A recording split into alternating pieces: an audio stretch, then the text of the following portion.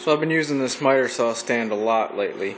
I removed that little pole I had on the drawer front here because I've got a little lip that I could just pull it out, and that just was in the way of my belt sometimes. I put it on casters and it rolls around just fine, but what I'm doing today is making some extension wings for it. There's several ways you can do this, obviously. I think John in his has the arm that rotates up and down, and then he has a gate that opens up to support the arm itself. I didn't want to do that because when the arm is down and the gate is this way, you can't use any of this space, and I might down the road be using something here, so I just wanted to leave that open. And also I wanted just a little bit simpler approach. So what I did is I took a piece of 3/4 inch plywood and used some 2x10 runners. I cut these 1/2 inch from a 2x10, so they're 1.5 inches tall, and I just brad nailed it and glued it right to the plywood here. Where my pivot points are, I went ahead and screwed on the top of those, just adds a little bit of reinforcement to the joint right there. But all my hinges are just a 2.5 inch Kreg screw, because it's got, half of it's thread, half of it's just the shaft of the screw. So where the shaft of the screw is where this is all pivoting on. I've got my level here clamped to the saw, so I got a running straight edge, and as it's in its up position, as you can see here, it's pretty straight. And what I did over here was just put another bracket system with the Kreg screws coming down to make a triangle, somewhat like a 30-60-90 triangle, and I cut a shape in this plywood support that supports the end of the bracket piece. So I've got it away from the cabinet just a little bit right here, that way I can lift up a little bit to get it out of here, and when we do so, it all folds down like so. This folds inside the arm and everything is enclosed. The mounting bracket's in the arm, the support bracket's in the arm, and of course the support itself is inside the arm. So it all folds down nice and neat, doesn't touch the ground. And to put it up, just open it up. It's still a little tight. I put some furniture polish paste wax on it so it'll loosen up a little bit, and that's it. Back to repeated accuracy, I guess. My original intention was to cut this a little bit short and put a couple screws in the end grain of this board going this direction, and that way I could back the screws out or put them in to adjust it as needed. But I think that's a little bit overkill. This is plenty strong enough for me, and this will do the job. But I've only done one side, so I'm going to walk you through how I am going to build the other side just the same way.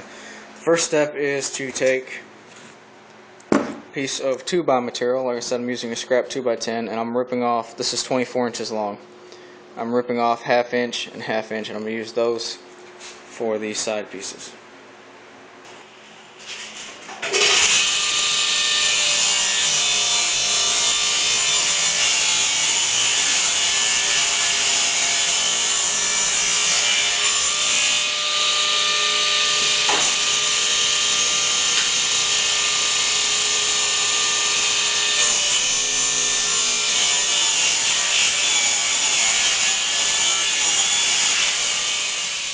Along with my 2 strips of 1/2 inch by 1.5 by 24 inch long side supports, braces, whatever you want to call them, I also need 2 pieces of 3/4 inch plywood, 4 inches wide, 24 inches long.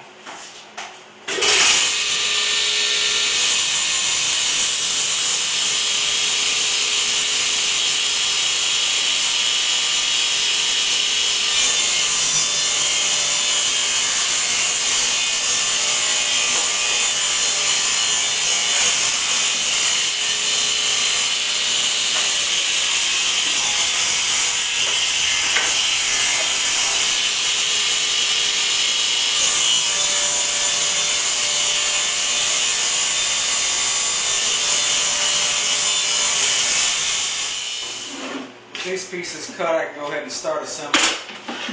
What I'm doing is just edge banding with 1.5 inch pine, 1.5 inch by 1/2 inch, and tacking it in place with some brad nails. My scrap piece of 4-inch 3/4 plywood was a little bit longer than 24, so I just left it. And these are actually just a tad longer than 24, so I'm going to put it all together referencing one side, whichever side looks the best.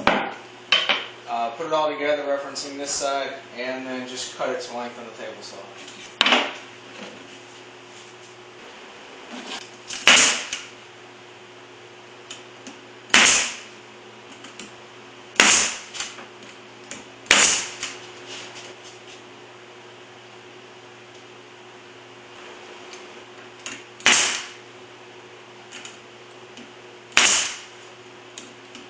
We're going to let that sit and let the glue harden just a little bit before we start trimming it down and working on this.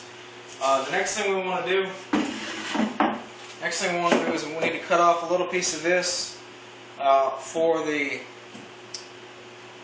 top bracket piece, the mounting bracket. But anyway, I'm going to cut this down to about, I don't know, 5 or 6 inches. Doesn't have to be a lot of mounting support here.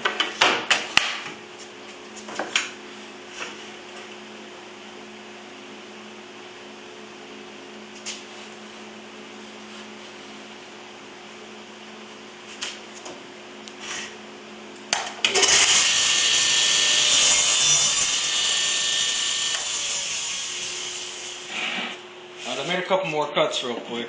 I flush cut one end of this, and on the other end I cut some 30-degree angles the same distance here to just soften up the edges just a little bit. And now it's time to put the mounting bracket in here, and what it's going to do, it's going to pivot like so. But when it does, I've got a couple things to worry about here.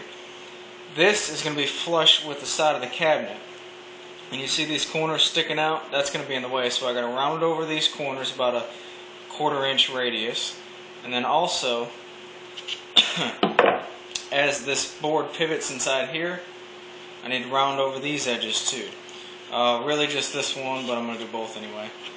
So got to round over this corner and these top corners on here. And to do so, I'm just using a laminate router with a 1/4 inch roundover bit by hand.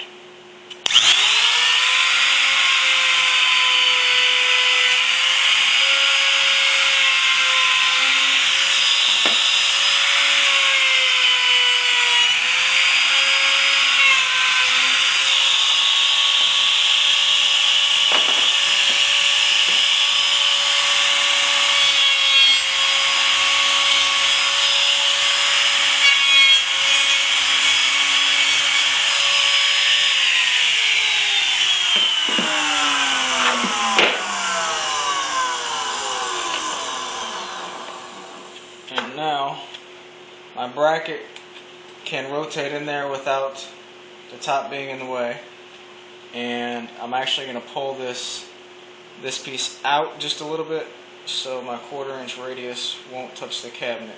And that'll also, when I pull it out about a 1/16 of an inch, that'll allow me to tilt it up just a little bit more than what it needs to. To secure the mounting bracket in place, I have the mounting bracket just wedged in between the two side pieces, and before I clamped it down all the way, I made sure it was first square this way so it wasn't on an angle at all that way, and then also made sure it was square this way so that it wasn't twisted. And with it square as I'm going to get it, I clamped it in place with this surface right here proud of this surface by about a 1/16 of an inch. And I'm going to pre-drill, since it is so thin right here, I'm going to pre-drill in the center of the intersection as close as I can.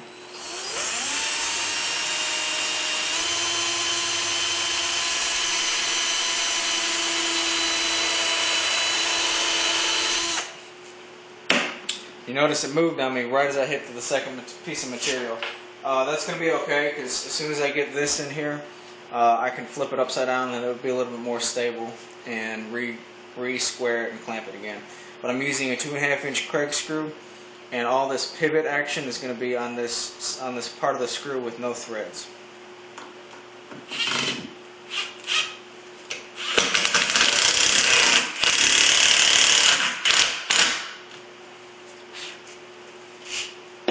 I didn't cinch it down all the way either, just to let it have some room to move around.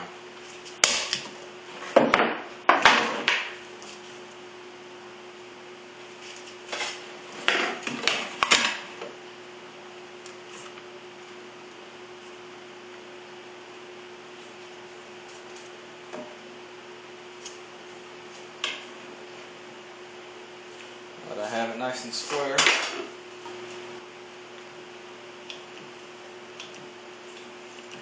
Pull it together.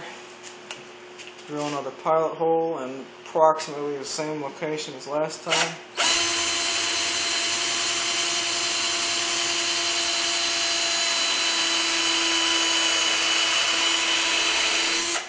I say approximately because drilling into this pine where the grain's always harder than the lighter area, so it wants to wander away from the grain.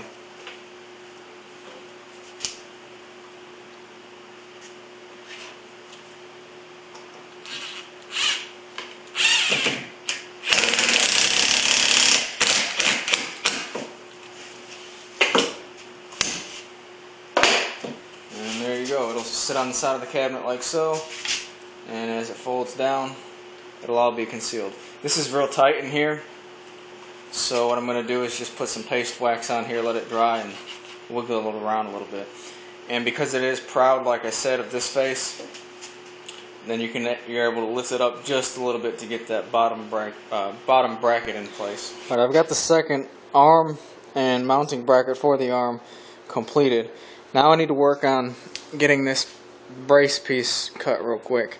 When I had this first one in place, I just picked a measurement. Hey, there's 16 inches, that sounds right.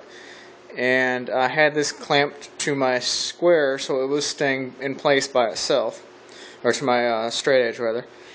And then I just used my tape measure to measure what looked like, just visually eyeballing, a 30, 60, 90 triangle. That looked close enough, and this measurement came out to be 19 inches. So 19 and then 16, there's my pivot point. And once I get it done, I can screw this in here and just put it up to where it looks alright, to where everything is nice and snug, clamped down and still horizontal up here. And then I just tack this with some brad nails and glue this bracket into place. But what I've done is I've taken my arm already assembled, and I've cut this 19-inch piece, rounded over both edges right on inside here with a 1/4 inch roundover bit, and I'm going to secure this pivot motion hinge, whatever you want to call it, just the same way as this. Once I get both level clamped to the saw, I can clamp this in the location in which I want it, and I'm just going to use 3 drywall screws to secure it to the cabinet itself. With the arm secured to the cabinet right here, and this is all relatively level, around the same plane, now it's time to secure this. And there's no really good measurement to have, it's just wherever it lines up. And to secure it, I've got this, let me see if I can't show you, this little bracket, there you go. And it's all 30-degree angles. I've got a shallow 30-degree cut this way, and then a little deeper 30-degree cut this way. And it will hold that piece like so. Its location up and down really isn't important, just so long as this is on the same plane as the bed of your saw. So what I'm going to do is glue the back side, slide it in place nice and snug, and just brad nail it in. I'm going to safety glasses on.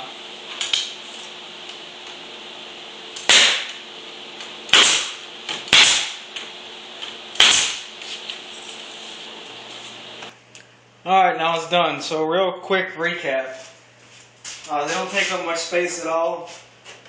It's a little tight right now, but I made it that way so it'll loosen up over time. I'd rather make it tight now and have it loosen up than make it loose and have it really fall apart. But pretty strong. Shouldn't go anywhere. And to take them down,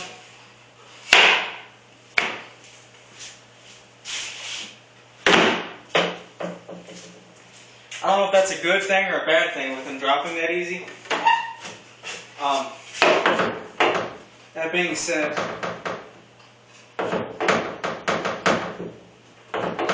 they've got a fair amount of give before they collapse, so